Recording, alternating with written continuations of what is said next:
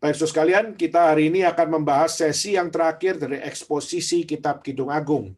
Nah, saudara, dari Kitab Kidung Agung kita sudah membahas dari awal sampai akhir bagaimana kita memahami tentang teologi cinta kasih, lalu bagaimana kita memahami tentang pacaran, kita memahami tentang seksualitas, kita memahami tentang pernikahan, kita juga membahas tentang bagaimana memahami konflik dan bagaimana kita memahami khususnya di dalam menyelesaikan setiap problem-problem yang ada di dalam suami dan istri. Dan kita juga melihat hari ini kita akan membahas tentang kebangkitan anak-anak saleh, yaitu bagaimana kita seharusnya mendidik anak. Dan saudara, memang di dalam kitab yang akan kita baca bukan prinsip untuk mendidik anak, tetapi prinsip bagaimana keluarga mendidik anak. Dan itu yang menjadi satu hal yang kita bisa pelajari bersama, dan bagaimana kita bisa melihat dari kisah cinta dari Salomo dan juga perempuan Sunem ini, dan kita bisa hari ini khususnya akan belajar dari keluarga perempuan Sunem ini, dan bagaimana kita mau belajar melihat apa yang bisa menjadi pembelajaran yang dapat kita pegang sebagai anak-anak Tuhan, untuk bagaimana kita belajar baik dari kesalahan maupun juga baik belajar dari setiap kebenaran yang difirmankan oleh Tuhan. Dan kiranya Tuhan yang memimpin kita, sehingga kelak di saat kita menjadi suami mau menjadi istri bagi setiap keluarga kita, kita bisa menjadi suami atau menjadi istri yang sungguh-sungguh berkenan di hadapan Tuhan. Nah, baik saudara sekalian, mari kita bersama-sama untuk mengambil akan kesempatan ini membaca Kidung Agung pasal yang ke-8. Kita akan menyelesaikan dengan membaca ayat 8 sampai ayat yang ke-14. Mari kita membuka dalam Kidung Agung pasal yang ke-8, ayat yang ke-8 sampai ayat yang ke-14.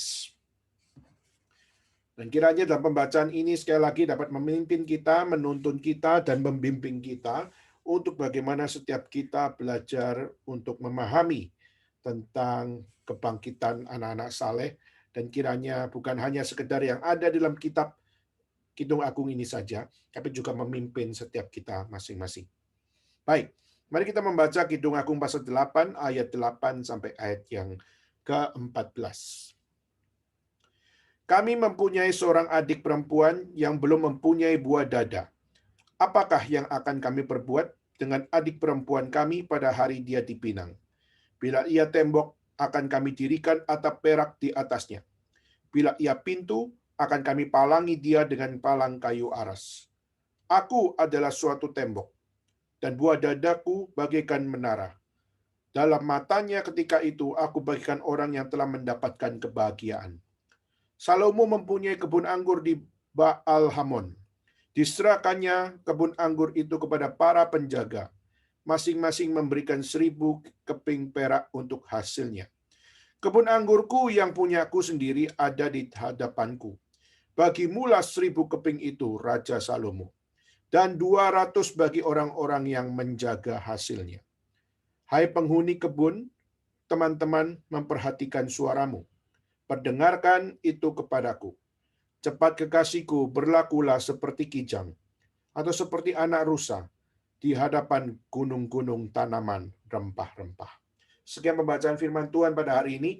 Sudah, tentu saja pembahasan ini mungkin kalau waktu kita baca seakan-akan sudah memiliki nuansa yang berbeda.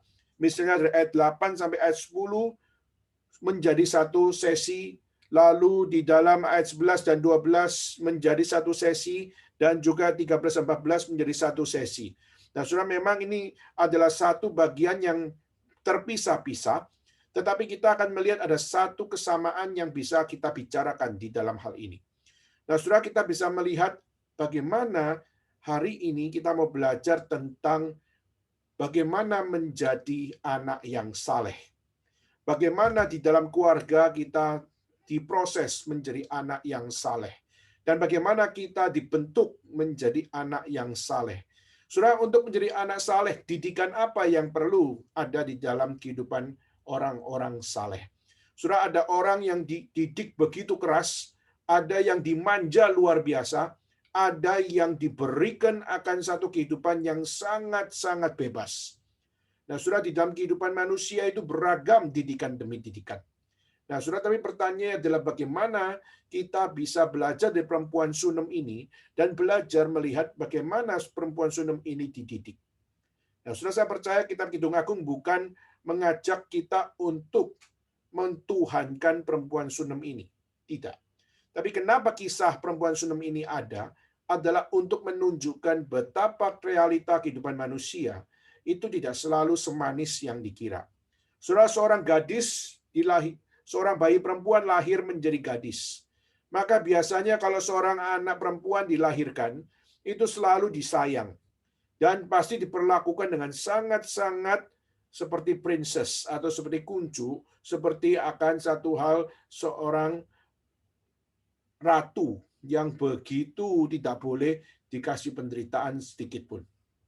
Nah, saudara, tetapi justru kita melihat apa yang akan di-sharingkan ini menjadi sebuah kesaksian yang bisa membuat kita belajar bahwa kita tidak boleh bersungut-sungut di saat kita menghadapi didikan yang mungkin berbeda dengan apa yang ada dalam diri kita. Saudara, perempuan Sunem adalah seorang perempuan yang sangat-sangat baik. Tapi saudara, waktu kita melihat bagaimana dia dididik. Nah, kita coba lihat di dalam ayat 8 sampai ayat yang ke-10, ayat 8 dan ayat yang ke-9. Saudara, kalau kita melihat ayat 8 dan ayat yang ke-9, siapakah yang mengatakan ini? Waktu dikatakan kami mempunyai adik perempuan, pertanyaannya siapakah kami? Waktu dia berkata kami punya seorang adik perempuan yang belum mempunyai buah dada, berarti anak itu masih kecil, gitu ya. Berarti adik dia itu masih kecil, yang belum mempunyai buah dada. Dan apakah yang akan kami perbuat dengan anak adik perempuan kami pada hari dia dipinang?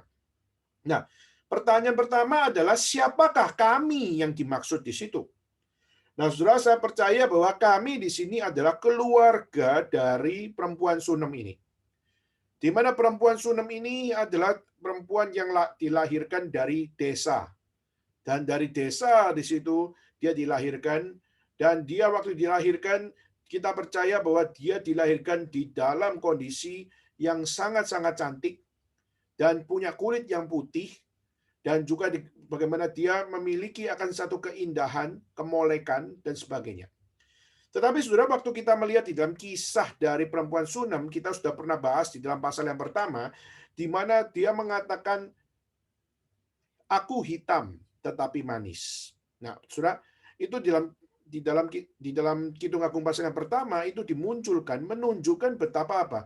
Apakah dia kulitnya hitam karena memang dia dilahirkan sebagai perempuan yang berkulit hitam, atau dia justru adalah seorang yang berkulit putih, tapi karena terik matahari sehingga tubuhnya menjadi hitam, atau dia membakar dirinya menjadi hitam, ya. Maka apa yang menjadi isu di sini? Nah, saudara, dari pembahasan pasal pertama kita sudah membahasnya bahwa dia kenapa berkulit hitam itu adalah karena dia dipaksa, didisiplinkan, dan didorong oleh keluarga, khususnya keluarga tirinya, untuk bekerja di kebun anggur. Nah, bekerja di kebun anggur setiap hari, siang malam, saudara, maka menunjukkan betapa dia harus melayani apa yang namanya satu hal, pelayanan kebun anggur itu dengan full timer. Seorang muda, seorang perempuan muda justru didisiplinkan oleh keluarga tirinya, didorong oleh keluarga tirinya untuk menjadi seorang yang bekerja di kebun anggur. Nah, tentu saja di zaman dulu belum ada yang namanya body lotion, saudara. Tidak ada SUV, itu tidak ada dulu. Maka semuanya itu dilakukan dengan henceran, dilakukan dengan sangat-sangat alamiah. Maka mereka belum punya akan teknologi untuk bagaimana menciptakan akan satu lotion waktu itu. Walaupun sekarang kalau kita melihat banyak sekali penjual-penjual lotion adalah berasal dari Israel, karena mereka banyak sekali memasukkan unsur-unsur misalnya olive yang tidak ada di Asia Tenggara, itu lebih ada di Asia kecil di situ. Nah, kita melihat begitu banyak akan hal-hal di mana di zaman itu masih belum begitu maju di dalam teknologi dan sebagainya. Sehingga kita bisa bayangkan seorang perempuan dengan kulit putih yang molek dan cantik, dan dia dipaksakan atau didisiplinkan untuk bekerja di kebun anggur, sehingga kulitnya yang putih menjadi gelap, menjadi hitam. Cantik tapi hitam. Ya, Saudara. Dan ini menjadi satu hal yang kita bisa perhatikan di sini, yaitu apa?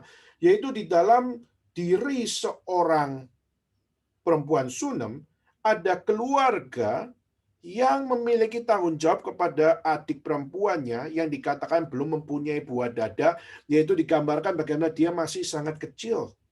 Maka masih kecil, masih gadis, masih belum punya payudara, berarti dia masih di bawah tanggungan keluarga. Maka keluarga menjadi otoritas. Maka keluarga waktu itu harus mengambil akan satu keputusan untuk bagaimana mendidik perempuan Sunem ini. Sudah diperkirakan adalah di waktu umur masih kecil, perempuan Sunem ini sudah menjadi yatim, sudah kehilangan ayah. Sehingga akhirnya dia justru hidup di dalam satu keluarga di mana ayahnya adalah ayah tiri, lalu juga kita melihat saudara-saudaranya saudara tiri, dan sebagainya. Maka dalam keadaan yang seperti itu, dia menjalani satu kehidupan seakan-akan seorang gadis yang tidak punya kekuatan, seorang gadis yang belum punya prinsip, seorang gadis yang belum tahu apa yang mau dia lakukan. Sehingga kalau kita melihat kalimat ayat 9 dikatakan, bila ia tembok, akan kami dirikan atap perak di atasnya. Bila ia pintu, maka akan kami palangi dia dengan palang kayu aras. Menunjukkan betapa keluarga ini meskipun bukan keluarga inti, karena papanya sudah meninggal dunia, dan kita melihat saudara-saudaranya mungkin adalah saudara-saudara laki-laki yang sebenarnya kalau kita bisa katakan biasanya saudara laki-laki dan saudara perempuan itu masih ada gap di dalam bagaimana mereka berelasi. Tetapi saudara, meskipun demikian kita bisa melihat kalimat ini menunjukkan betapa keluarga dari perempuan Sunem ini, meskipun kesannya keras, meskipun kesannya penuh dengan disiplin, meskipun kesannya adalah mendorong perempuan ini yang kulitnya putih jadi hitam, itu satu kerugian atau sesuatu kelebihan. Banyak orang justru mengatakan kerugian. Ya, biasanya orang-orang Asia itu tidak suka hitam. Maka itulah kenapa mereka kalau keluar ada matahari sedikit, mereka pakai payung. Kenapa? Karena mereka tidak suka hitam, mereka tidak mau hitam. Beda dengan orang Barat. Orang Barat justru ada matahari terik, mereka justru buka baju. Kenapa? Karena mereka ingin dapat akan sinar matahari. Nah, sebenarnya secara budaya kita melihat berbeda sekali. Nah, kita melihat dalam kitab ini justru perempuan Sunem waktu masih gadis, masih belum punya payudara, bahkan dikatakan masih sangat muda, dia efektif dididik oleh keluarganya untuk disiplin. Bahkan didorong untuk mandiri, bahkan didorong untuk bekerja, didorong untuk kerja keras, sehingga kalau dia belum terbentuk menjadi tembok, maka orang keluarga masih tetap akan memberikan protection. Dikatakan, bila ia tembok, akan kami dirikan atap perak di atasnya, menunjukkan bahwa aku akan menjagamu. Kalau kamu pintu, maka kami akan palangi dia dengan palang kayu aras, menunjukkan bahwa kami akan protect kamu. Nah, saudara, ada satu perlindungan, ada satu hal di mana mempersiapkan supaya apa? Supaya sang perempuan Sunem ini meskipun dia harus kerja keras, meskipun dia kulitnya harus terbakar dari putih menjadi hitam, tetap meskipun dia harus menjadi seorang wanita yang harusnya berada di tempat pesta tapi justru berada di kebun anggur. Saudara, keadaan seperti itu adalah satu keadaan yang sangat-sangat miris sebenarnya. Tapi semiris-mirisnya keadaan perempuan Sunem ini, keluarganya memberikan protection, memberikan care, memberikan akan satu hal, security kepada perempuan Sunem ini. Nah, saudara, maka kita bisa melihat bagaimana kakak-kakaknya begitu peduli terhadap perempuan Sunem ini. Bahkan dikatakan bahwa apa? Apa yang akan kami perbuat dengan adik perempuan kami pada hari dia dipinang? Berarti apa? Kakaknya juga mikir, yaitu apa? Anak ini, perempuan Sunem ini akan menikah, akan dipinang. Apa yang mesti kita perbuat? Sudah menunjukkan kakaknya pun care. Menunjukkan bagaimana kakak-kakak yang menjadi otoritas di dalam hidup seorang perempuan Sunem ini pun menunjukkan bahwa dia pun peduli terhadap adik yang harus didisiplinkan seperti itu. Nah, setelah ini menjadi satu gambaran bagaimana perempuan Sunem ini adalah gambarannya mungkin seperti Cinderella begitu ya. Mungkin seperti Cinderella yang sudah dari yatim piatu dan akhirnya dia berada di satu konteks yaitu di rumah tantenya, dan di rumah tantenya itu ada saudara-saudara yang sepupunya atau saudara yang lain tetapi yang jahat. Nah, saudara, kalau yang di sini bukan jahat. Kalau yang di bagian ini bedanya adalah ini bukan jahat, tapi very protect, sangat memberikan protection. Sangat memberikan protection dan mendidik anak ini supaya tidak menjadi anak yang lemah, mendidik anak ini supaya menjadi anak yang sungguh-sungguh, mendidik anak ini supaya menjadi anak yang bisa kerja dan bisa menjadi seorang yang luar biasa. Itu dididik dari kakak-kakaknya, dari keluarganya, keluarga tirinya. Sudah, tentu saja kadang-kadang kita merasa bahwa kita didisiplinkan oleh keluarga, kita didisiplinkan oleh saudara-saudara kita. Kadang-kadang kita merasa, siapa saya, kenapa saya harus didisiplinkan seperti ini?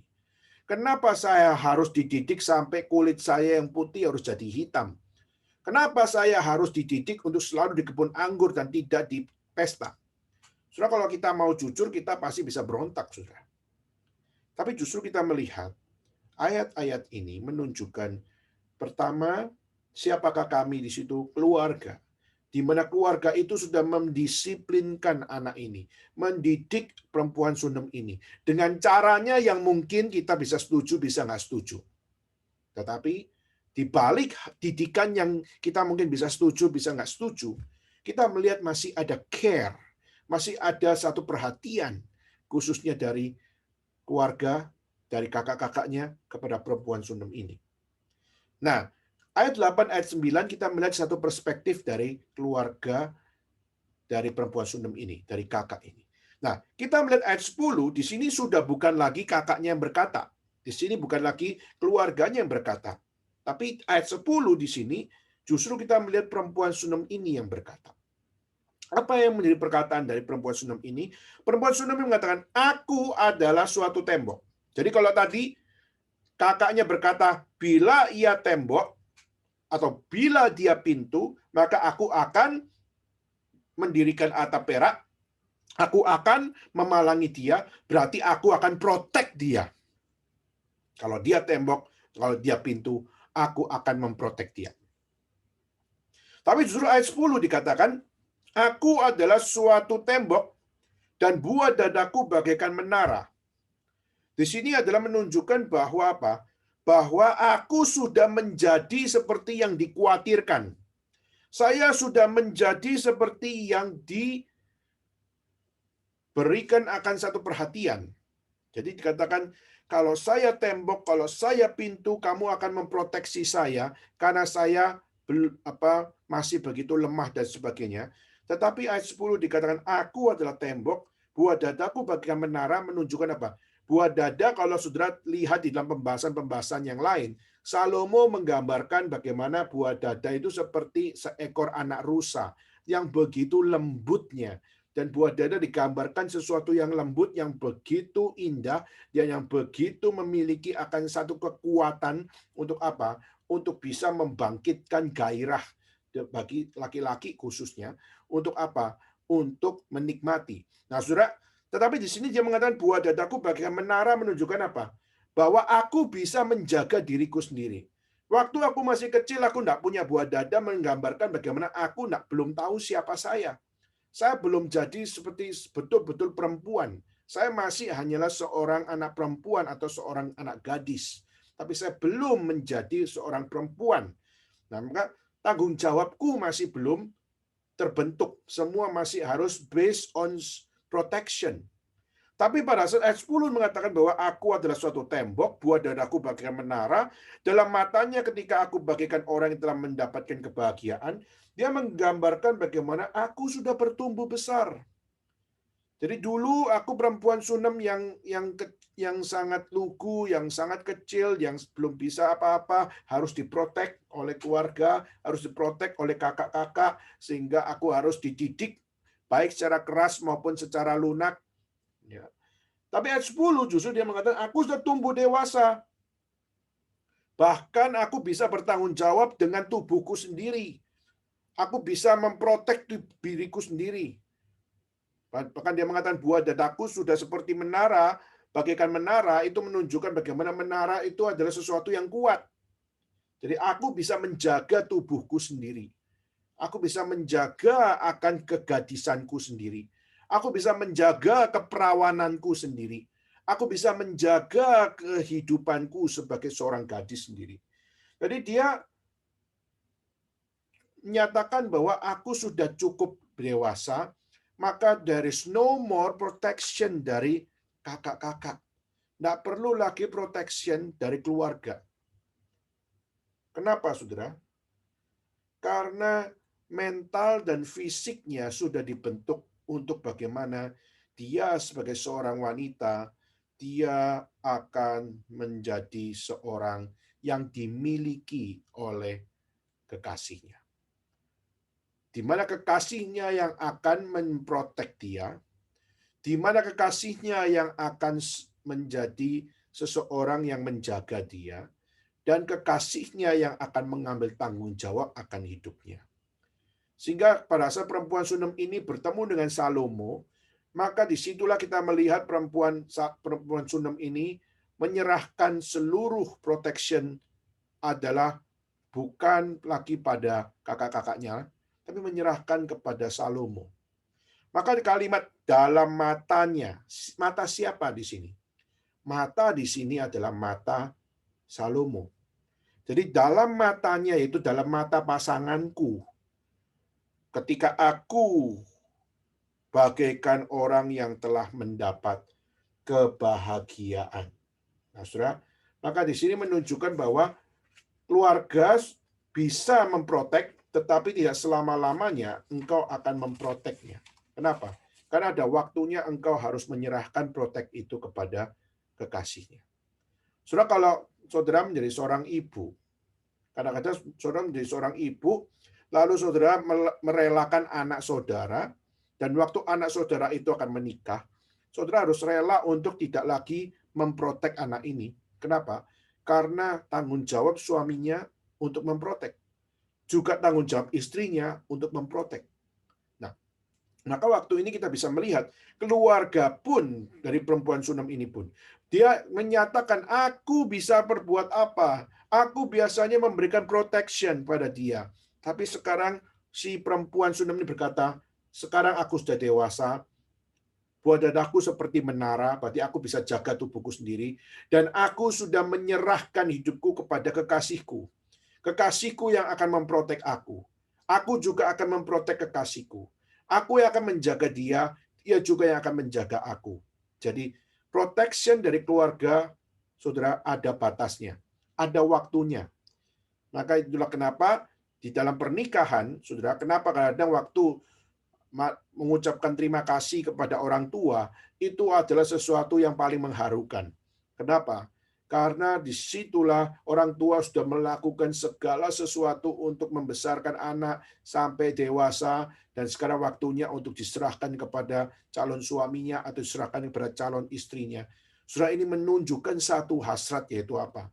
Yaitu nuansa secure, nuansa dari care dari keluarga itu akan dilanjutkan kepada kekasih jiwanya. Jadi kekasih jiwanya yang akan memberikan akan apa yang namanya satu kebahagiaan. Nah, saudara, ini mentalitas yang sangat baik. Ini adalah satu attitude yang sangat baik. khususnya seorang wanita yang sadar bahwa aku sudah dewasa, dan aku bersyukur aku sudah dididik, dan aku juga bersyukur kalau aku sudah bisa diberikan akan satu hal di mana disiplin yang diberikan mungkin begitu keras, tapi menjadikan aku sudah menjadi seperti menara, yaitu berarti aku bisa menjaga diriku. Maka mental dan fisik yang baik itu adalah satu modal yang indah di dalam kehidupan. Nah, saudara, maka orang yang jadi seorang perempuan yang memiliki modal seperti itu adalah seorang perempuan yang dihormati, dikagumi, bahkan memiliki karakter yang sangat baik. Nah, saudara, saya ngajak kita untuk melihat satu ayat, saudara. Mari kita buka di dalam Amsal. Kita coba lihat di dalam kitab Amsal. Amsal 31 ayat 10. Coba saudara sekalian, mungkin Sarah bisa bantu baca untuk Amsal 31 ayat 10.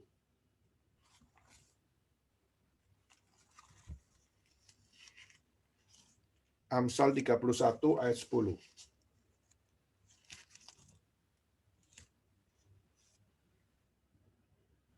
Ya, bisa membacakannya?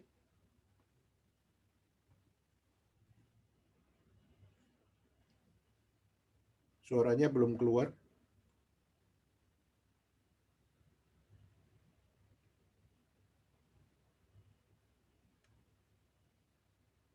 Apakah bisa?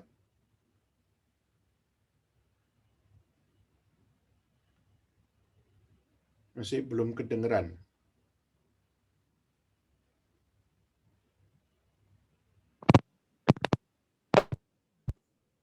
Tes. Bisa nggak? Tes. Ya, oke. Oh, Ya, oke. 31 ayat 10. Coba. Amsal 31 ayat 10.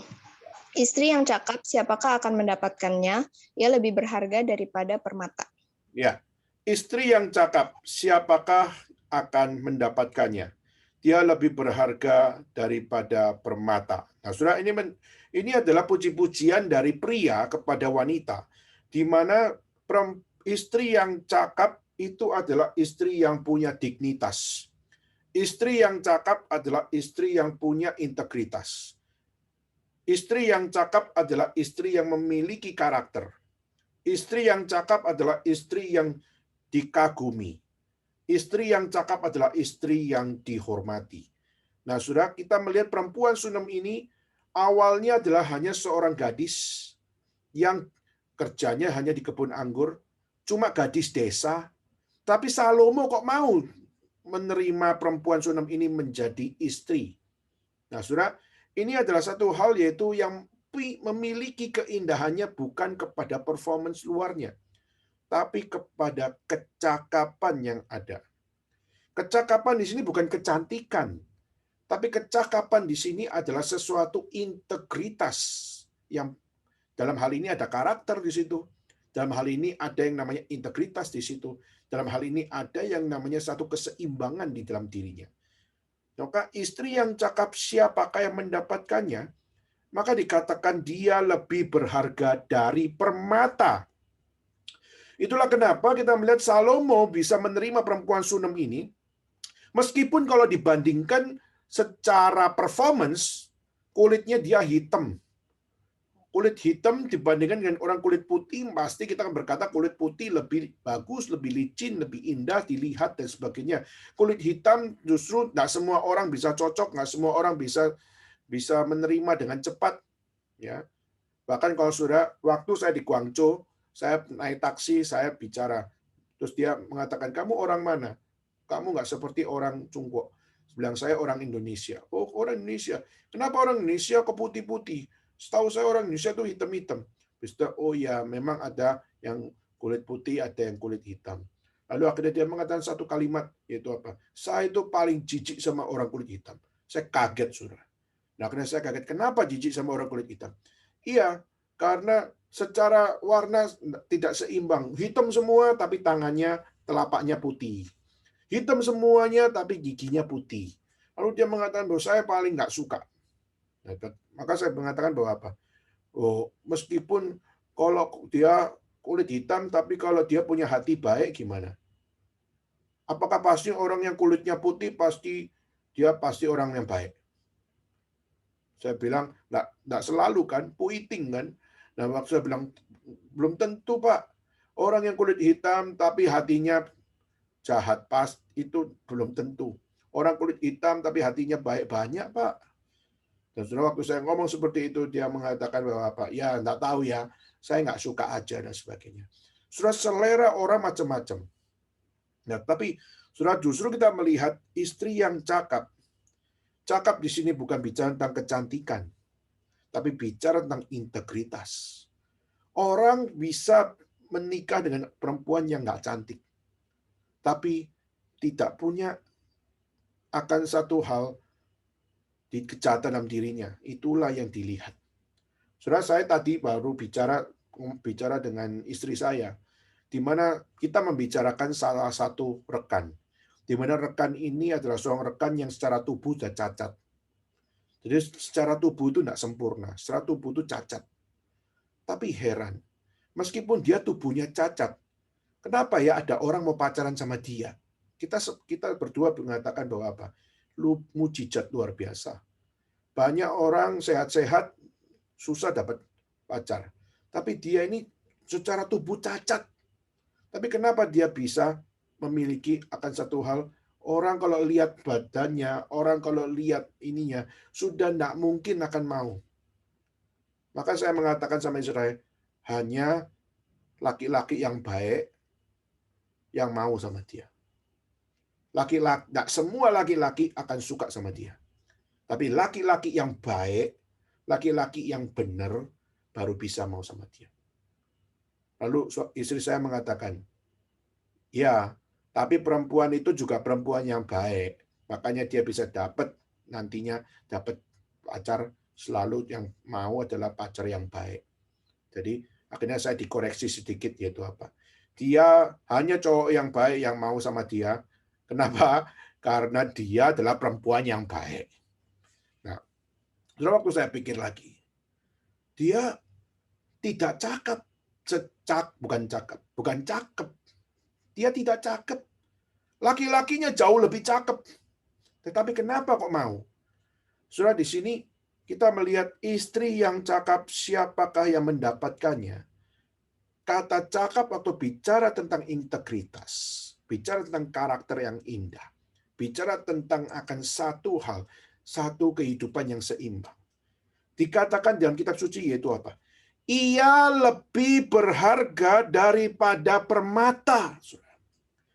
Jadi kecantikan itu sebenarnya bukan number one. Hari ini kita melihat orang di Korea, mereka sampai beli begitu banyak kosmetik dan sampai apa pasang akan pembersih lah apa semuanya, dia sampai operasi, oplas dan sebagainya, karena dia ingin menjadi seorang perempuan yang cantik, cakep. Tetapi sebenarnya itu bukan permata. Karena yang dibicarakan di dalam kata permata di situ adalah integritas. Maka apa yang selama ini dipahami oleh orang-orang dunia tentang perempuan seringkali hanya bicara tentang sesuatu yang secara packaging aja. Ya. Jadi hanya bicara tentang sampul saja. Tapi tidak bicara tentang isi yang ada di dalam sampul itu.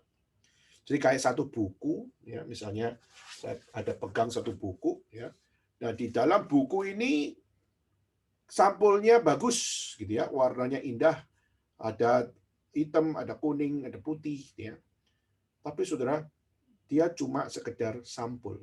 Kenapa? Isinya nggak ada tulisannya apa-apa. Dan kalaupun ada tulisannya sampah semuanya. Nah, saudara, itulah menjadi satu hal yang seringkali dunia sudah tidak peduli dengan isi. Mereka hanya peduli dengan packaging. Saya sempat lihat satu apa namanya Q&A yang cepat gitu ya. Jadi ditanya, kamu pilih apa? Menjadi cewek yang cantik atau tapi bodoh, atau menjadi cewek yang kurang cantik tapi pintar? Lalu banyak sekali artis-artis itu mengatakan, cantik tapi bodoh deh. Kenapa? Cantik dicari orang. Kalau nggak cantik, dihindari orang. Seringkali perkataan-perkataan seperti itu sudah biasa di dunia entertainment. Kitab suci mengatakan no. Kitab suci justru mengatakan istri yang cakap di situ justru mungkin dia tidak terlalu cantik atau tidak cantik sama sekali. Tapi dia punya akan integritas, dia punya kerohanian, dia punya akan karakter, dia punya akan kelebihan-kelebihan yang tidak dipunya orang lain. Maka dia lebih berharga dari permata. Berarti apa? Kecantikan itu berarti sampah sebenarnya. Maka hari ini kalau kita di seorang laki-laki, kita tidak suka dengan cewek yang tidak cantik, itu bukan tidak alami, tetapi itu adalah satu hal yang justru yang ada pada kita rusak. Justru waktu kita melihat perempuan, yang kita cari bukan harus dari cantiknya. Meskipun kecantikan bisa menggoda. Tapi yang harus kita cari adalah karakter yang bagaimana. Kerohanian yang bagaimana. Kesaksian hidup yang bagaimana. Dan itu yang perlu menjadi isi yang lebih penting. Nah, Saudara, lalu kita coba lihat ayat 28 sampai 31. Saya bisa minta Monica Guangzhou bisa bantu bacain. Monica Guangzhou bisa bacain 28 sampai 31. Amsal 31 kok. Ya, Tadi. ya. Ayat 28 sampai 31. Ya. Anak-anaknya bangun dan menyebutnya berbahagia, pula suaminya memuji dia. Banyak wanita telah berbuat baik, tetapi kau melebihi mereka semua. Kemolekan adalah bohong dan kecantikan adalah sia-sia. Tetapi istri yang takut akan Tuhan dipuji-puji. Berilah kepadanya bagian dari hasil tangannya, biarlah perbuatannya memuji dia di pintu-pintu gerbang. Ya, Saudara, yang mau saya concern yaitu apa? Suami memuji, anak-anak menyebutnya berbahagia. Kenapa? Karena ada satu kehadiran wanita di mana wanita itu tidak molek dan wanita itu tidak cantik. Kenapa? Karena kemolekan itu dianggapnya bohong, kecantikan dianggapnya sia-sia. Tapi yang ada pada istri yang menjadi utama adalah takut akan Tuhan. Nah, ini menjadi satu modal bagi seorang wanita, yaitu apa? Bagaimana kita menjadi perempuan yang dihormati, dikagumi, dan kita memiliki karakter. Semua itu tidak bisa dengan apa yang dipikirkan oleh manusia, yaitu to be molek atau to be cantik. Tapi bagaimana kita harus untuk memprioritaskan takut akan Tuhan itu, harus memprioritaskan kecakapan yang melebihi permata itu. Maka kita tidak bisa cukup hanya dengan cantik, maka saudara akan berkata, saya adalah perempuan. Saudara, maka Alkitab dengan jelas mengatakan kemolekan adalah bohong, kecantikan adalah sia-sia. Maka seharusnya pasangan kita adalah orang-orang yang harus melihat bahwa kita bukanlah yang absolutely molek atau absolutely cantik. Karena kalau dia hanya peduli kepada kamu, peduli kepada semua orang, hanya didasarkan dari ketampanan atau hanya pada kecantikan saja, saudara gagal dapat cowok yang benar atau dapat cewek yang benar. Maka kita tidak bisa hanya melihat kepada ketampanan atau kepada kecantikan. Kenapa? Karena bagi Alkitab itu sia-sia belaka. Maka ini adalah satu perbedaan worldview, cara pandang yang sangat-sangat berbeda, luar biasa. Dan ini yang patut kita bangun, saudara. Khususnya hari ini, kita melihat khususnya kaum Hawa, ya, kaum perempuan yang hari ini ikut. Saudara harus memprioritaskan takut akan Tuhan, more than molek, more than cantik itu. Kenapa? Bukan berarti saudara tidak boleh beli bedak, tidak boleh beli parfum, tidak boleh beli. Boleh, saudara boleh. Untuk mempercantik diri itu boleh. Tapi jangan engkau mengabsolutkan bahwa kecantikan, kemolekan adalah daya tarikmu untuk bisa membawa jiwa, membawa orang bisa menjadi pasanganmu. Tidak.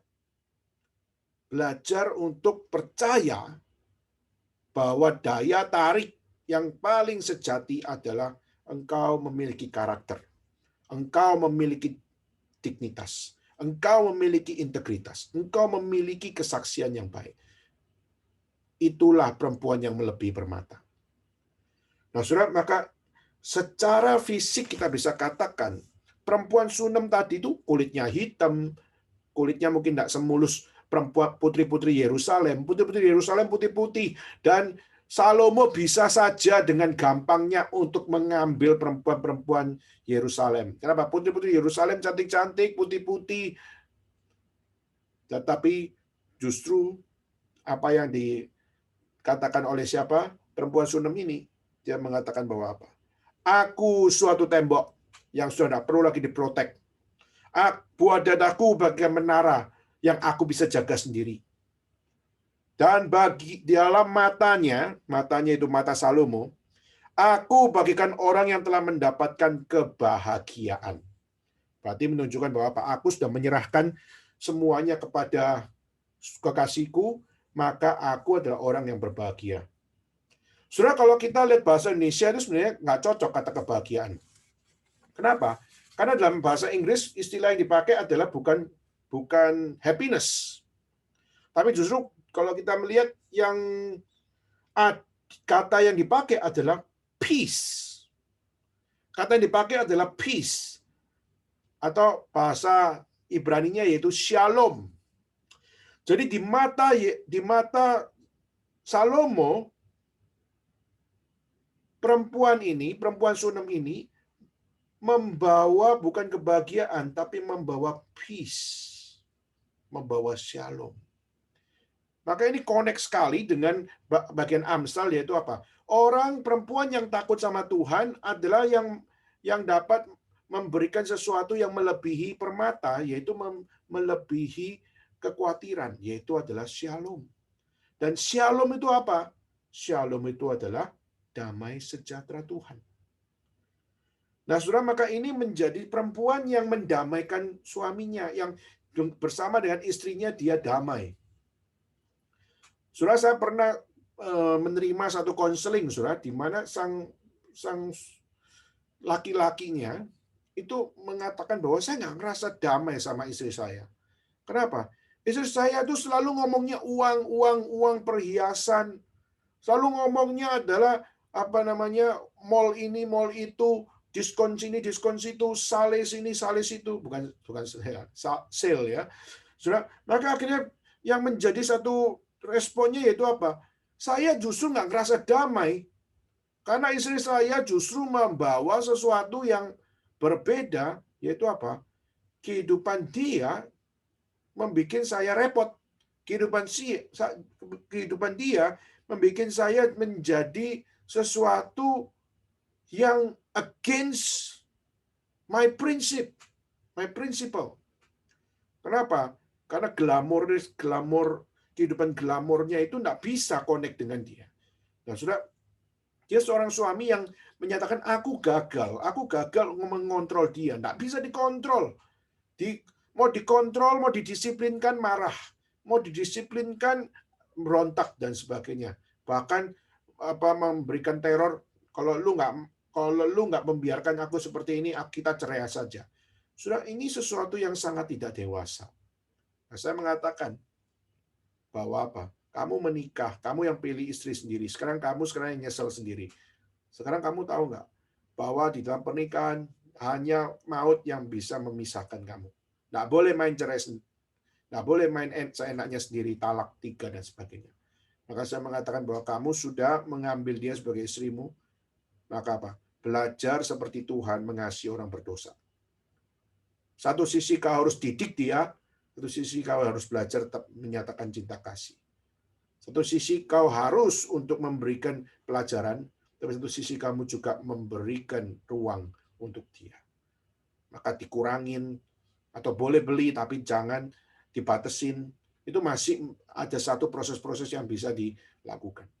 Nah, saudara, maka butuh satu ketenangan, bukan sekedar kebahagiaan, tapi butuh damai. Dan perempuan yang bisa memberikan damai sejahtera adalah dia yang tahu dari mana damai sejahtera itu berasal. Jadi, saudara, ini sesuatu yang indah luar biasa. Di mana sang perempuan Sunem ini memberikan proklamasi bahwa aku sudah dewasa, meskipun aku dididik dalam keluarga yang begitu keras, dan aku dididik di dalam satu keluarga yang begitu overprotection, tetapi sekarang aku sudah dewasa, aku tidak melawan mereka, aku menerima semuanya, tapi sekarang waktunya aku dewasa. Dan sudah waktunya aku menyerahkan protection itu adalah pada kekasih jiwaku. Dan kekasih jiwaku dengan segala integritasku, dengan segala hati yang takut akan Tuhan, aku adalah orang yang mendapatkan kebahagiaan, mendapatkan damai, shalom. Dan shalom bukan cuma dinikmati oleh sang perempuan, tapi sang suami pun mengalami shalom. Jadi istri dan suami mengalami shalom bersama-sama. Saudara, maka itulah satu didikan yang indah. Kalau kita mau mendidik anak kita pun, saudara, kita perlu untuk belajar bagaimana mendidik dia dengan protection, tetapi juga protection tidak boleh menjadi satu protection yang over protection. Dan memberikan protection juga bukan berarti memberikan satu hal absolut pada diri kita untuk selalu memberikan protection. Pada satu sisi kita percaya Tuhan, pada satu sisi kita harus mempercayakan dia di saat dia dewasa nanti. Maka ini adalah satu didikan yang indah luar biasa, yaitu seorang perempuan Sunem yang memberikan kesaksian bahwa dia dulu seperti ini, sekarang sudah menikah, sudah dipinang. Sekarang aku adalah milik suamiku, aku membawa shalom pada suamiku, dan aku juga menerima shalom dari suamiku, dan aku bisa menjaga diriku sendiri, aku juga bisa bertanggung jawab pada diriku sendiri. Nah, saudara, kalau kita jadi orang tua, lihat anak sudah bisa menjadi sampai kepada tahap seperti itu, kita akan jadi orang yang bangga. Kenapa? Dulu lihat masih kecil-kecil, tapi akhirnya sudah menjadi dewasa. Kita akan bisa memiliki akan satu hal, yaitu kita bisa melihat Tuhan menjaganya dari kecil sampai besar. Dan Tuhan yang menjaganya di saat dia menikah, dan dia juga yang akan dijaga Tuhan sampai akhir. Oke, itu ayat 8-10. Lalu berikutnya, saudara, kita lihat di ayat 11 dan 12. Apa yang dimaksudkan dengan Salomo mempunyai kebun anggur di Baal Hamon, diserahkan kebun anggur itu kepada para penjaga, masing-masing memberikan 1000 keping perak untuk hasilnya. Kebun anggurku yang punya aku sendiri ada di hadapanku, bagimulah 1000 keping itu Raja Salomo, dan 200 bagi orang yang menjaga hasilnya. Apa maksudnya, saudara? Maka ini nggak bisa tidak, kita harus melihat kepada konteksnya. Nah, saudara tahu bahwa Salomo mempunyai kebun anggur di Baal Hamon, dan diserahkannya kebun anggur itu kepada para penjaga. Jadi di sini pemiliknya adalah Salomo, tapi kebun anggur itu disewakan kepada orang-orang yang ada di Baal Hamon situ. Jadi waktu kita melihat kebun anggur itu disewakan, maka kita melihat orang-orang waktu menyewa, maka mereka harus membayar. Keuntungannya yang harus diberikan haruslah yang punya tanah, ya. Jadi kita melihat 1000 keping perak untuk hasilnya itu diberikan kepada siapa? 1000 keping perak hasilnya itu diberikan kepada Salomo. Ya. Tetapi sudah kita melihat justru di dalam ayat 12, kebun anggurku yang punyaku sendiri. Jadi bukan punya Salomo di situ, tapi punyaku sendiri. Ada di hadapanku bagimulah 1000 keping, itu Raja Salomo, dan 200 bagi orang-orang yang menjaga hasilnya. Nah, saudara, kalau kita bilang kalau kebunnya sendiri, siapa yang kerjain, saudara? Nah, kalau kita melihat masa kecilnya, waktu masa kecilnya, dia mengerjakan kebun anggurnya sendiri, dan kakak-kakaknya mengerjakan kebun anggur milik Salomo. Jadi, kalau kita melihat perempuan Sunem ini punya kebun sendiri, dan dia pelihara sendiri, dia besarkan sendiri, sedangkan kakak-kakaknya dia justru memiliki akan satu hal, yaitu menjaga kebun anggur, tapi bukan milik mereka sendiri. Jadi yang mereka sistem bayaran, yang istilahnya yang perempuan Sunem ini, dia lebih kepada private land-nya dia. Nah, kita melihat di dalam keadaan seperti itu, perempuan Sunem ini, dia bilang, kebun itu punyaku. Tetapi benar aku harus kasih 1000 keping kepada Salomo. Tapi kasih juga 200 kepada orang-orang yang menjaga hasilnya. Yang menjaga hasilnya siapa? 200 yang menjaga hasilnya. Nah, kalau di kebun anggurnya siapa namanya perempuan Sunem, kalau perempuan Sunem tidak ada, siapa yang harus jaga? Nah, saudara, ada komentator yang mengatakan sejak perempuan Sunem tidak menjaganya, karena perempuan Sunem kan tidak di desa. Perempuan Sunem kan akhirnya waktu menikah ya di Yerusalem, begitu kan? Nah, tapi perempuan, kalau gitu tanah yang ada di dalam di desa tempat perempuan Sunem itu dijaga oleh siapa? Maka menurut komentator itu dijaga oleh kakak-kakaknya dari perempuan Sunem ini.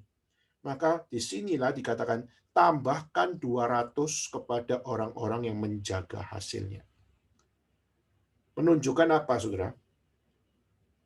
Menunjukkan perempuan Sunem ini, meskipun dia dididik begitu keras, meskipun dia didisiplinkan dengan begitu hebatnya, kulitnya putih tapi justru disuruh kerja paksa di kebun anggur sehingga akhirnya kulitnya jadi hitam oleh kakak-kakaknya, oleh keluarganya. Tapi saudara, waktu dia sudah menikah, waktu dia sudah menjadi tanggung jawab bagi Salomo, perempuan Sunem ini masih memikirkan kakak-kakaknya. Maka kakak-kakaknya yang menjaga hasilnya di kebunnya dia sendiri. Dia mengatakan, tolong kasih 200 bagi orang yang menjaga hasil. Berarti di sini dia memberikan anugerah kepada kakak-kakaknya. Kakak-kakaknya mendidik dia begitu keras waktu masa lalunya. Tapi di masa sekarang dia tidak membalas, dia tidak revenge, dia tidak mengatakan waktu kecil gua disiksa habis. Kalau gua nggak lu siksa, kulit gua akan tetap putih. Sekarang kulit gua hitam dan selalu hitam gara-gara kamu. Saya pasti akan, kalau sudah besar nanti, aku akan matiin kamu. Itu biasanya ceritanya dunia seperti itu. Tapi perempuan Sunem ini enggak.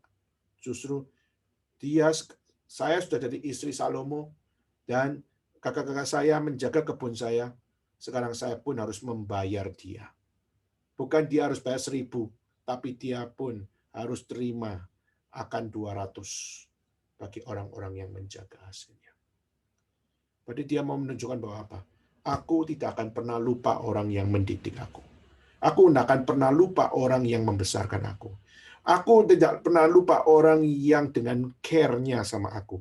Meskipun caranya salah, meskipun hatinya keras, meskipun caranya kita sangat-sangat tidak suka, tetapi dia menjadi bagian dalam hidup kita, dan dia memberikan segala sesuatu di dalam care-nya dia. Maka saudara, jangan kita ingat lagi semua itu. Belajar dari perempuan Sunem ini. Perempuan Sunem ini bagi Salomo adalah seorang yang punya integritas, dan kenapa ini menjadi satu bagian dalam kitab suci. Untuk setiap perempuan pun belajar punya dignitas. Untuk perempuan pun punya akan satu kualitas. Dan setiap perempuan pun punya apa yang namanya satu hal, akan satu dedikasi yang benar. Untuk apa? Menjadi seorang istri, tetaplah untuk memikirkan orang-orang yang sudah membesarkan kita. Menjaga hasilnya 200 bagi mereka. Jadi, saudara, di sini sang perempuan Sunem ini, dia sungguh-sungguh memiliki akan satu kelebihan yang tidak dipunyai oleh wanita-wanita yang lain. Dia punya tanggung jawab memikirkan bukan cuma dirinya, tapi juga keluarganya. Dan dia punya akan satu care. Meskipun dia diperlakukan dengan tidak baik, tapi dia pun bisa belajar untuk tidak mengingat lagi. Tetapi yang ada adalah melakukan yang baik. Oke, saudara, saya minta satu ayat dibacakan. 1 Petrus pasal 5 ayat 7. Kalau memungkinkan, saya minta Alista bisa bantu bacakan 1 Petrus. 1 Petrus 5 ayat 7. Apakah memungkinkan? Bisa kok. 1 Petrus 5 ayat 7. 1 Petrus ayat 5 pasal 7. Bentar kok. Pasal 5 ayat 7.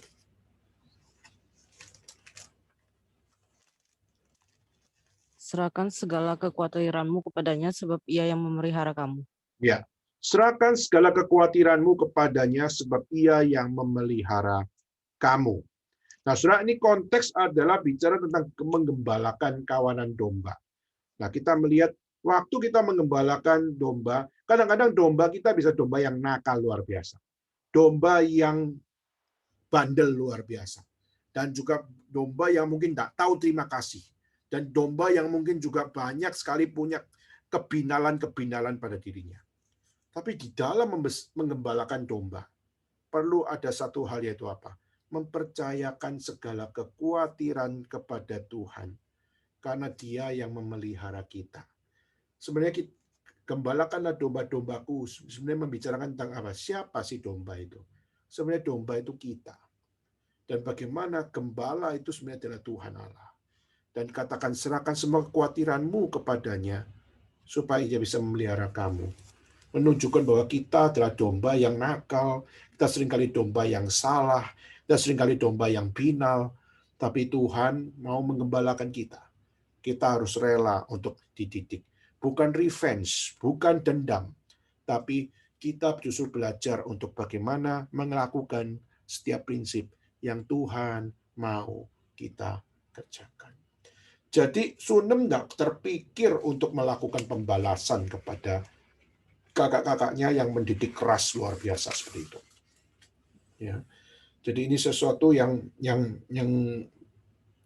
perlu menjadi pembelajaran bagi kita. Nah, tadi kita sudah lihat, Sri kalau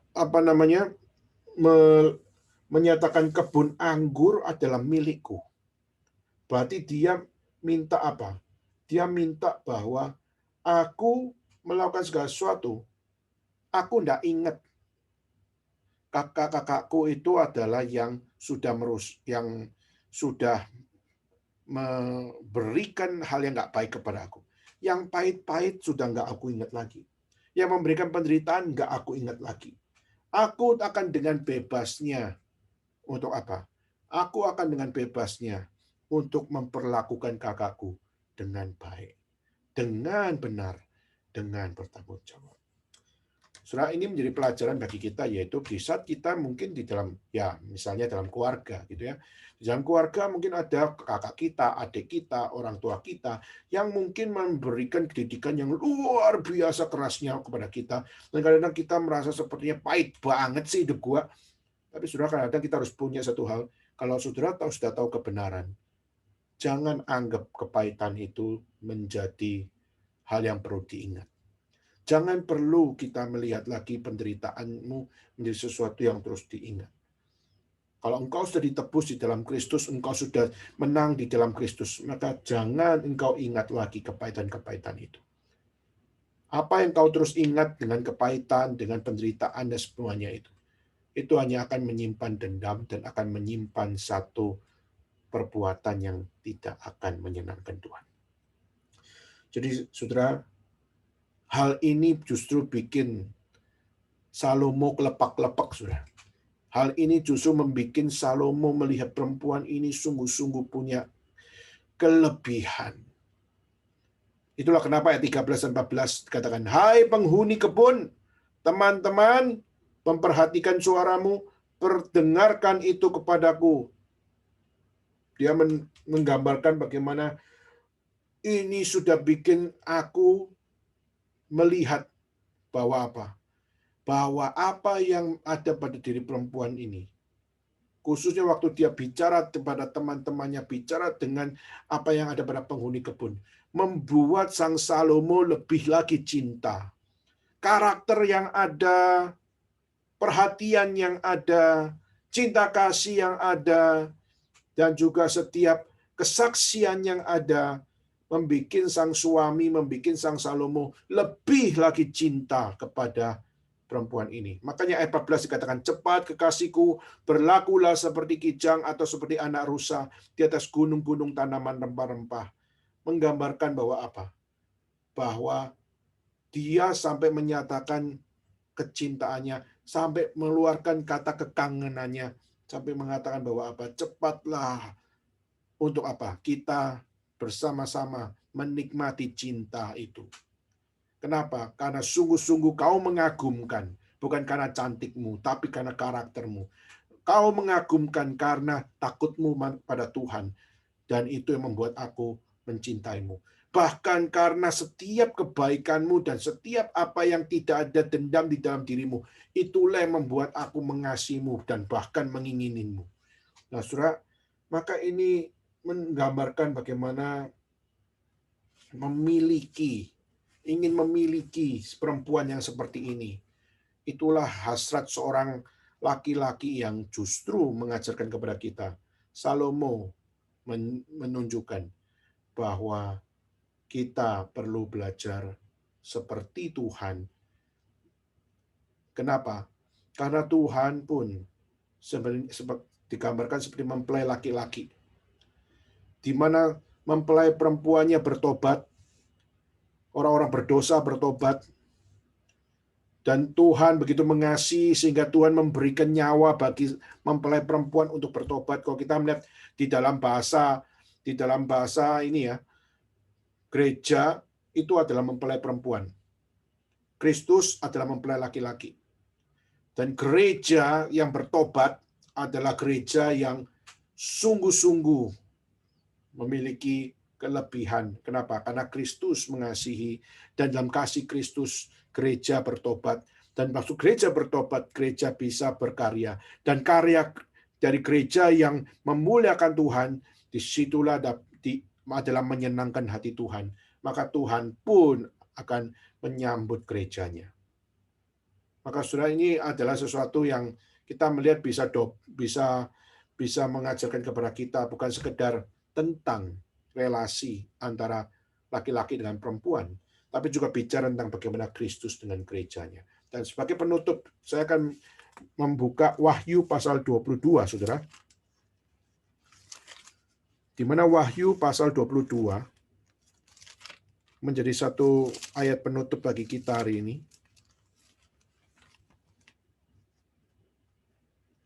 Wahyu 22.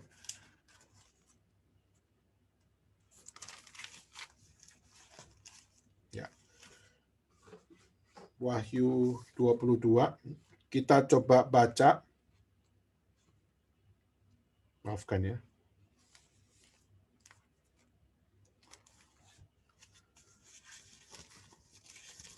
Wahyu 22.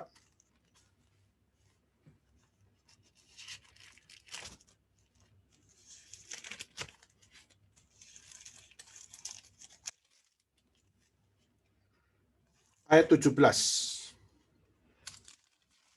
Saya akan bacakan sekali. Roh dan pengantin perempuan itu berkata, marilah.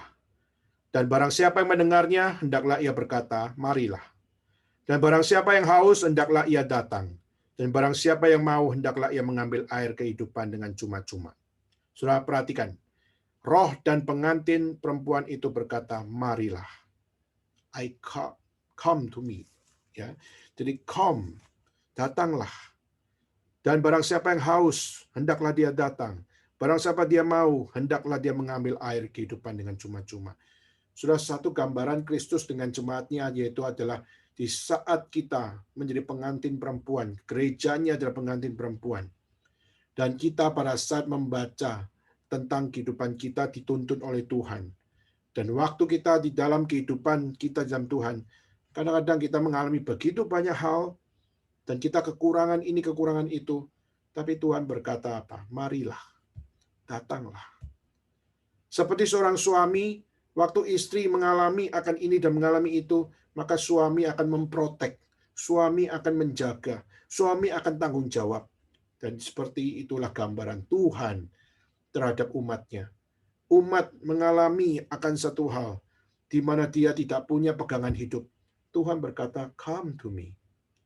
Waktu kita mengalami satu permasalahan yang hebat dan kita tidak tahu bagaimana bisa untuk memberikan satu jalan keluar. Saudara, Tuhan berkata, come to me. Maka saudara, apa yang terjadi dalam masalah keluarga atau dalam masalah saudara dengan saudara-saudara atau maupun juga dengan teman-teman saudara, Alkitab mengatakan bahwa marilah, barang siapa yang mendengarnya, hendaklah dia berkata, marilah. Datanglah kepada mempelai laki-laki itu.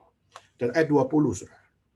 Ia yang memberi kesaksian tentang semuanya itu berfirman, ya, aku datang segera. Amin. Datanglah Tuhan Yesus.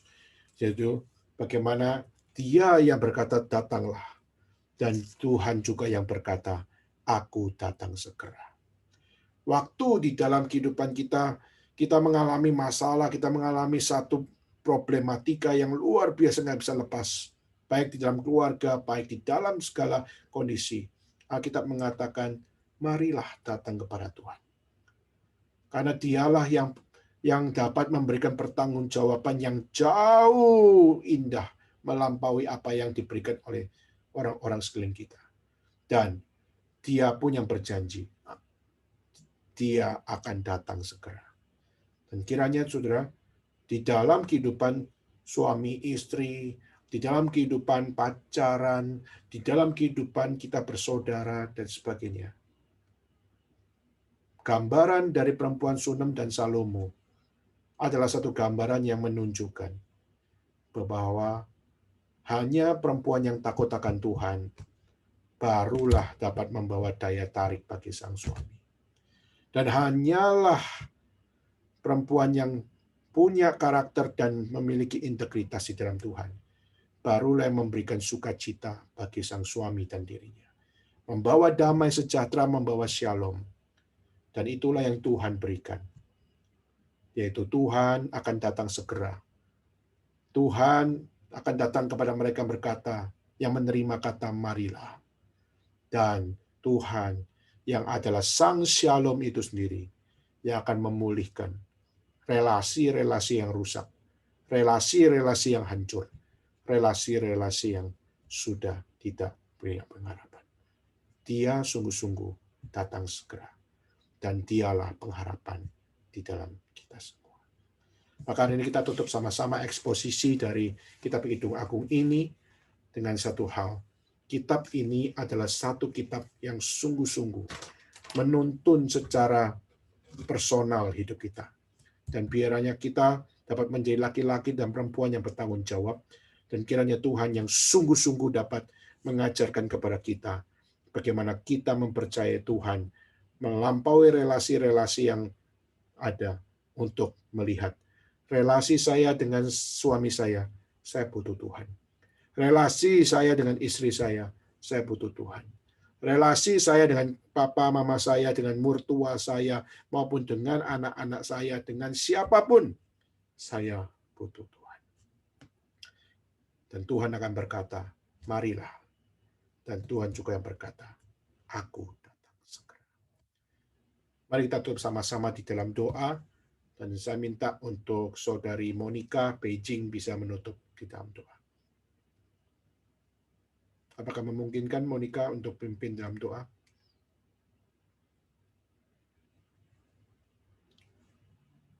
Ya, Ko. Ya. Tuhan, terima kasih Tuhan atas berkat-Mu. Sekali lagi kami boleh berkumpul dan belajar tentang firman-Mu. Kami sangat bersyukur Bapa karena kami boleh mempelajari tentang kitab Kidung Agung yang kami sangat jarang sentuh, dan terima kasih atas pengetahuan, atas hikmat yang telah Kau berikan kepada Pendeta Daniel sehingga dapat mengupas satu persatu apa yang dimaksudkan dalam kata-kata yang ada di dalam firman-Mu Kidung Agung ya Bapak. Kami sangat bersyukur karena kami boleh sekali lagi dipersiapkan bagaimana untuk menjadi pasangan yang boleh memuliakan nama-Mu dalam pernikahan kami ya Bapak. Tuhan, biar Engkau yang mau sertai kami satu persatu di dalam kami mau menjalani hidup kami ya Bapa sebagai pemuda.